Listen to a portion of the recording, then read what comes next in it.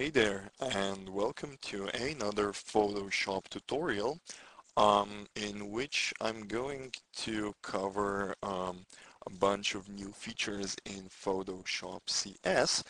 And if you've watched the previous tutorials, I covered the use of the new histogram palette and the use of the shadow highlight correction tool, which are two new additions to Photoshop CS.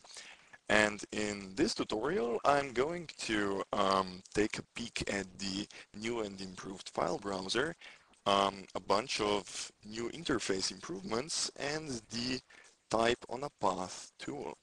Okay, now maybe you haven't noticed, but in Photoshop CS, we got this cool new icon which toggles the file browser.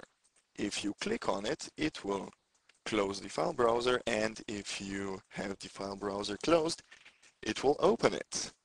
And in the file browser itself, there are a lot of new improvements, including this one, for instance, where you can make a bunch of automated functions which are now available through the file browser itself, such as the PDF presentation, for example.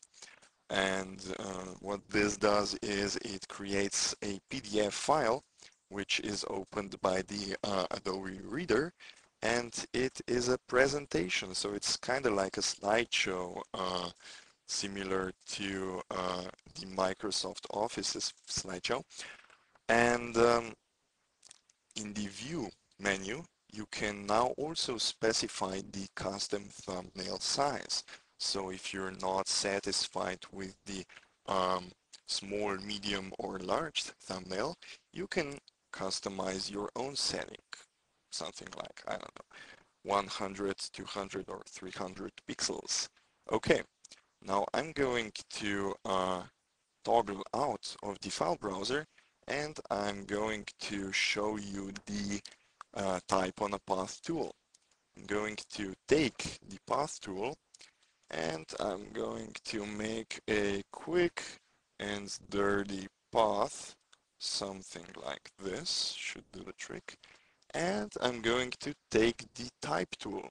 Now, as soon as I hover over the type, the cursor changes to a something like a path going over the type cursor. So I'll just click anywhere on the path and type in something like eagle. Yes. And of course, this is a live effect, so you can always go in and make some corrections like eagle. Yes. And of course, you can also manipulate the path itself, manipulate the Bezier handles, something like this, and it stays a live effect unless you rasterize it, of course. And that's it for this week's tutorial.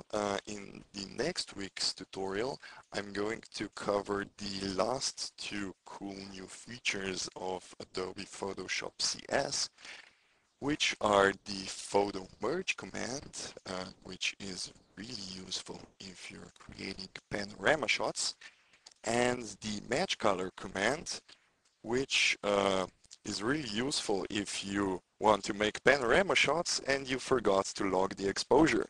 So you have a bunch of pictures with different exposures, and I'll show you how to combine the two new features to make a very nice looking panorama.